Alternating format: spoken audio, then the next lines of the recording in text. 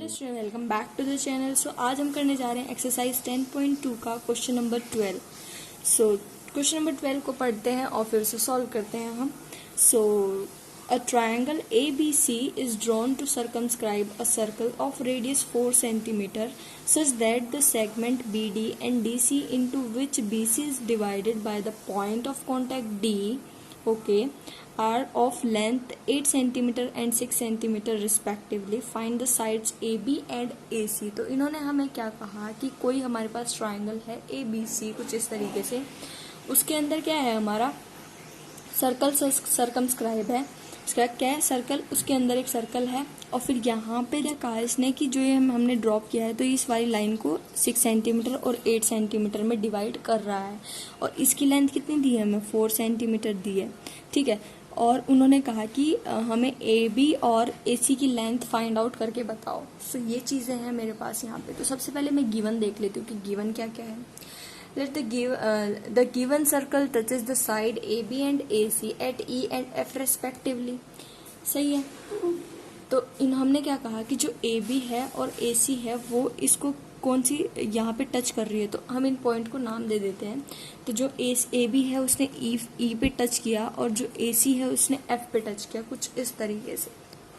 तो अब हम क्या देख पा रहे हैं यहाँ पे कि जो हमारा ये एक्सटर्नल पॉइंट है, आप देख पा रहे हैं कि ये टेंजेंट है और ये भी टेंजेंट है। तो यहाँ से मेरा ये C एक्सटर्नल पॉइंट है यहाँ पे। अब C एक्सटर्नल पॉइंट है तो मैं यहाँ से लिख सकती हूँ CF equals to CD। CF equals to CD लिखूंगी तो ये भी मेरा 8 सेंटीमीटर हो जाएगा यहाँ पे, ठीक है। इसी तरीके से अगर मैं B पॉइंट को मानूं, B पॉइंट मेरा क्या है यहाँ पे, एक्सटर्नल पॉइंट है, तो ये इसके इक्वल होना चाहिए। तो ये 6 सेंटीमीटर है तो ये भी 6 सेंटीमीटर हो जाएगा, ठीक है। यहाँ पे हमारा A भी एक्सटर्नल पॉइंट है। तो ये चीज़ हमें नहीं पता, इनमें से कोई लेंथ नहीं पता हमें, तभी हमें फाइंड करने के लिए उन्होंने कहा है, क्योंकि इसको फाइंड करने के लिए हमें ये चीज़ चाहिए होगी। सो इसको मैं मान लेती हूँ x। तो सबसे पहले तो हमें x की ही वैल्यू फाइंड आउट करनी है, तभी हम साइड फाइंड आउट कर सकेंगे।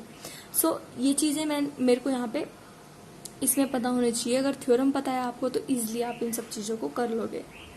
सो वही चीज़ें मैंने यहाँ पे गिवन में लिख ली। CF इजिकल्स टू CD हो गया विच इज़ 8 सेंटीमीटर, क्योंकि टेंजेंट फ्रॉम एक्सटर्नल पॉइंट से C से कोई हमने टेंजेंट वहाँ पे डाली थी।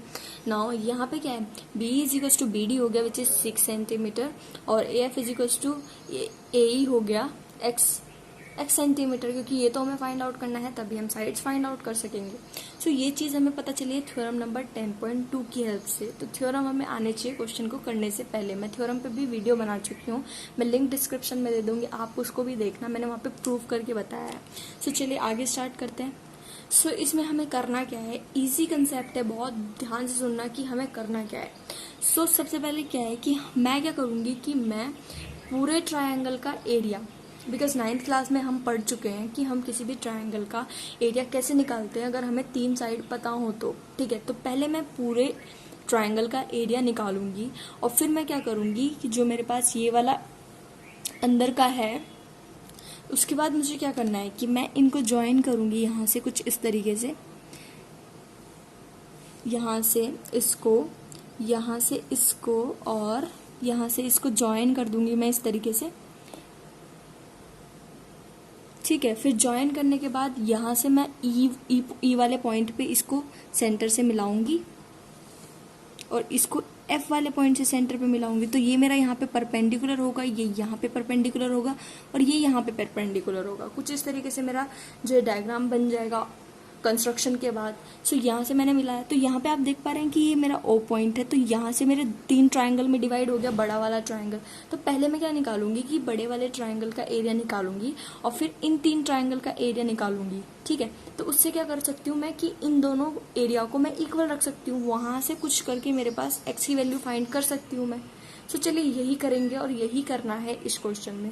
बहुत ईजी है, मैं बताती हूँ आपको, देखिए पूरे सोल्यूशन की किस तरीके से हम इसको करेंगे। सो चलिए सबसे पहले बात करते हैं सबसे बड़े वाले ट्रायंगल की। तो बड़े वाले ट्रायंगल में क्या है हमारे पास, इन ट्रायंगल ABC, तो AB है मेरे पास कुछ, तो यहाँ पे हमारे पास डायग्राम था, तो वहाँ से AB कितना है हमारा, AB आप देख पा रहे हैं कि 6 + x कुछ तो भी है, तो 6 + x मेरा AB है, तो मैंने उसको कह दिया ये मेरा A है पूरा, ठीक है। फिर उसके बाद मेरे पास BC है, तो BC क्या है मेरे पास, BC है 8 + 6, विच इज़ 14 सेंटीमीटर, तो मैं इसको बी कह दिया। फिर उसके बाद ए सी क्या है मेरे पास, ए सी है 8 + x, तो मैं यहाँ से x + 8 कह दिया, तो मैंने इसको सी कह दिया। तो हम एरिया ऑफ ट्राइंगल पढ़ते थे कि जब हमारे पास 3 साइड दी होती थी तो एरिया ऑफ ट्राइंगल क्या होता था, √of s, s - a, s - b and s - c। तो इसलिए मैंने इसको a b c कहा यहाँ पे, ठीक है। अब s कैसे निकालते हैं, s = क्या होता है हमारा यहाँ पे, s = होता है a + b + c / 2। तो इस तीनों साइड का सम और अपॉन में 2। सो तीनों साइड क्या है मेरी, x + 6 + x + 8 और फिर 14। तो ये मेरी साइड है तीनों ना, अपॉन में 2। सो यहाँ पे मेरा हो जाएगा 2x + में 28 अपॉन में 2। तो ये चीज़ मेरे पास आ गई, 2x + 28 अपॉन में 2 = फिर यहाँ से 2 कॉमन लिया तो ये x प्लस मेरा बचा 14 अपॉन में 2। तो यहाँ से 2 कैंसिल आउट हो गया, तो ये मेरे पास आ गया x + 14। तो s मेरे पास क्या आ गया, x + 14 मेरा s यहाँ से आ गया। अब s आ गया, a पता है, b पता है, c पता है, तो उनकी वैल्यू रख देती हूँ एरिया में। तो area of triangle ABC = √of s क्या है मेरा, x + 14, फिर s - a which is x + 14 minus a कितना है मेरा x, फिर -6, ठीक है, क्योंकि प्लस में था मैंने माइनस पहले ही उसमें ऐड कर दिया। फिर उसके बाद मेरे पास s - b है, s क्या है मेरा x + 14 है एंड -b कितना है मेरा 14, कुछ इस तरीके से। फिर उसके बाद आगे क्या है मेरे पास, x + 14s माइनस, फिर उसके बाद क्या है मेरे पास c क्या है मेरा x + 8 है, तो -8 हो जाएगा अगर माइनस ऐड करेंगे उसमें। तो इसका एरिया कुछ इस तरीके से मेरे पास आया है। इसको सॉल्व करते हैं। तो सॉल्व करने के बाद कुछ मेरे पास इस तरीके से यहाँ पे आ गई है, √48x और ब्रैकेट में x + 14। तो इस तरीके से मेरे एरिया आया पूरे ट्राइंगल का। अब हमें आगे क्या करना है, अब आगे हमें करना है कि जो मेरे पास ये वाले ट्राइंगल है BOC, फिर AOC एंड AOB, इन तीनों का इंडिविजुअल एरिया निकालना है। तो इसमें तो हम सिंपली फॉर्मूला लगा सकते हैं, half into base into height, because ये मेरा बेस है और ये मेरे पास हाइट है, क्योंकि ये परपेंडिकुलर्स हैं यहाँ पे थ्योरम 10.1 से। थ्योरम 10.1 क्या कहती है कि हम यहाँ से ड्रॉप करते हैं, इस तरीके से ज्वाइन करते हैं पॉइंट ऑफ कॉन्टैक्ट से सेंटर तक, तो वो हमारा वहाँ पे परपेंडिकुलर होता है, ठीक है। सो यहाँ पे तीनों हमारे पास परपेंडिकुलर हो गए थ्योरम नंबर 10.1 से। तो अब हमें क्या करना है कि इनका इंडिविजुअल एरिया निकालना है। तो चलिए वही निकालते हैं। तो कुछ इस तरीके से हम इसका एरिया फाइंड आउट करेंगे कि area of triangle AOC, triangle AOC क्या है मेरा, AOC ट्राइंगल ये है मेरा। तो यहाँ पे बेस क्या है, AC है एंड जो हाइट है मेरी OF है। OF मेरी 4 सेंटीमीटर हुई, क्योंकि मेरे को रेडियस क्या दे रखी है सर्कल की, 4 सेंटीमीटर दे रखी है। तो half into base into height का फॉर्मूला मैंने यहाँ पे अप्लाई करा। तो AC हमारा बेस था, OF हमारा हाइट था उसका। तो यहाँ से मैंने उनकी वैल्यू रख दी। बेस क्या था मेरे पास x + 8 था एंड जो हाइट थी वो कितनी थी, 4 थी। तो मैंने वैल्यू रख दी। तो मेरे पास यहाँ से एरिया आ गया इसका 2 इंटू में x + 8। नाउ अब हम बात करते हैं एरिया ऑफ ट्राइंगल BOC। तो तीनों ट्राइंगल का एरिया हम कुछ इस तरीके से निकाल लेंगे, क्योंकि बेस हमें पता है और हाइट भी हमें पता है इनकी। तो मैंने तीनों ट्राइंगल का एरिया इस तरीके से यहाँ पे फाइंड आउट करना है। तो यहाँ पे मेरा इसका एरिया कितना आया, 28 आया। इसी तरीके से मैं इसका निकालूंगी AOB का। तो यहाँ से मेरे पास कितना आया, 2 इंटू में x + 6। अब मेरे पास एक पूरे ट्राइंगल का एरिया है और इन छोटे 3 ट्राइंगल का एरिया है। तो मैं इन तीनों के एरिया को प्लस करके इस बड़े वाले ट्राइंगल के एरिया के इक्वल रख सकती हूँ। तो वहाँ से मेरे पास क्या होगा कि वहाँ से मेरे पास इक्वेट करके अननोन वैल्यू आ जाएगी, विच इज़ x। तो x अगर मेरे पास आ गया तो मेरे पास साइड भी आ जाएंगी। तो चलिए वही करते हैं। सो यहाँ पे जो मेरे पास एरिया था ट्राइंगल ABC का ट्राइंगल का एरिया मैंने निकाला था पूरे ट्राइंगल का। फिर उसके बाद मैंने इंडिविजुअल इनका एरिया निकाला था, तो उनको मैं सम कर दूंगी, विच इज़ ट्राइंगल AOC का area plus area of triangle BOC plus area of triangle AOB। तो इस तरीके से मैंने तीनों का एरिया यहाँ पे ऐड कर दिया। तो इन तीनों का एरिया अगर मैं ऐड कर देती हूँ तो बड़े वाले ट्राइंगल के इक्वल हो जाएगा वो। तो मैंने इक्वल रख दिया यहाँ से इस तरीके से। तो जब मैंने इनका एरिया रखा कुछ इस तरीके से आया था मेरे पास, तो वो भी मैंने रख दिया, और जो मेरे पास बड़े वाले का आया था वो भी मैंने यहाँ पे रख दिया। अब मेरे को क्या है, 48 में से मेरे पास 4 बाहर आ सकता है, तो 4 मैंने बाहर ले लिया। यहाँ पे बचा 3x और ब्रैकेट में x + 14 मेरे पास है। तो इनको भी मैंने मल्टीप्लाई करके लिख दिया यहाँ पे। ठीक है। फिर उसके बाद इनको ऐड करके यहाँ पे 2x मेरा 4x हो गया, और इन सबको ऐड करके मेरे पास यहाँ पे आया 56। इधर जो था मेरे पास था ही।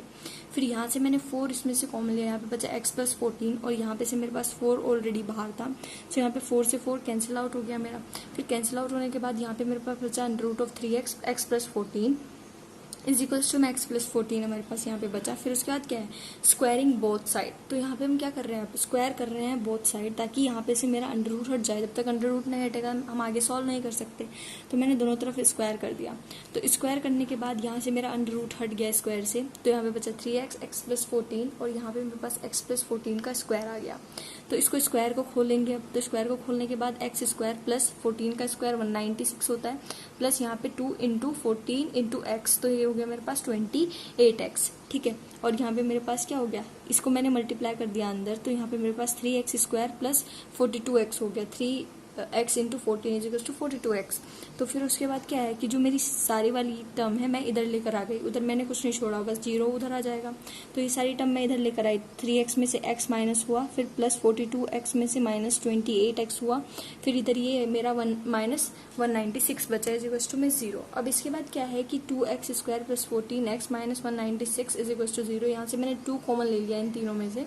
यहाँ पे मेरे पास कुछ इस तरीके से एक्सटेंड होके आई x² प्लस, यहाँ पे मेरे पास कुछ इस तरीके से आई। फिर जब मैंने 2 कॉमन लेकर उधर भेज दिया तो वो 0 हो गया।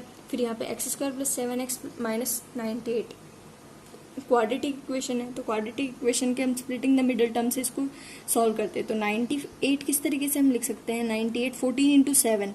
सो यहाँ पे मैं लिख सकती हूँ x² प्लस यहाँ पे मैं लिख सकती हूँ 14 -7x -98 = 0, कुछ इस तरीके से लिख सकती हूँ।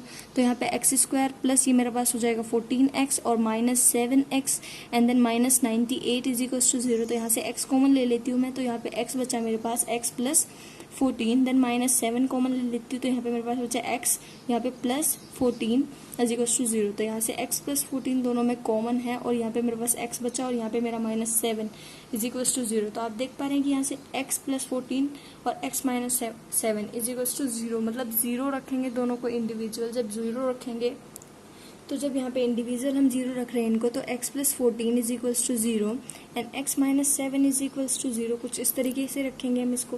तो यहाँ से x मेरे पास क्या आएगा, -14 आएगा, और यहाँ से x मेरे पास क्या आएगा, 7 आएगा। तो डिस्टेंस कभी भी हमारा नेगेटिव में नहीं आता, तो ये हमारा क्या हो जाएगा, कैंसिल हो जाएगा कि ये नहीं हो सकता क्योंकि ये नेगेटिव है। सो अब हमारे पास क्या है, तो x मेरे पास आया 7 सेंटीमीटर। अब हमें AB और AC की लेंथ बतानी है, जो हमें क्वेश्चन में कहा गया था। तो AB हमारे पास क्या है, AB हमारे पास था x + 8, और AC हमारे पास क्या था, x + 6।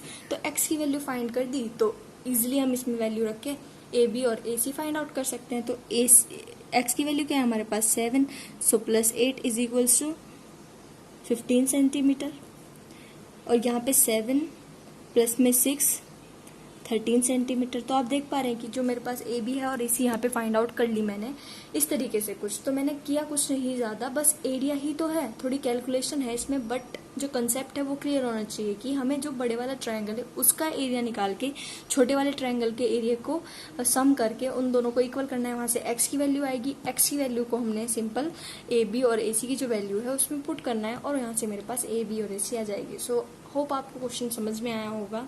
So thank you so much for watching this video, and lecture wise सारी वीडियो देखिए आप, सारे चैप्टर की मैंने वीडियो डाली, and subscribe to my channel.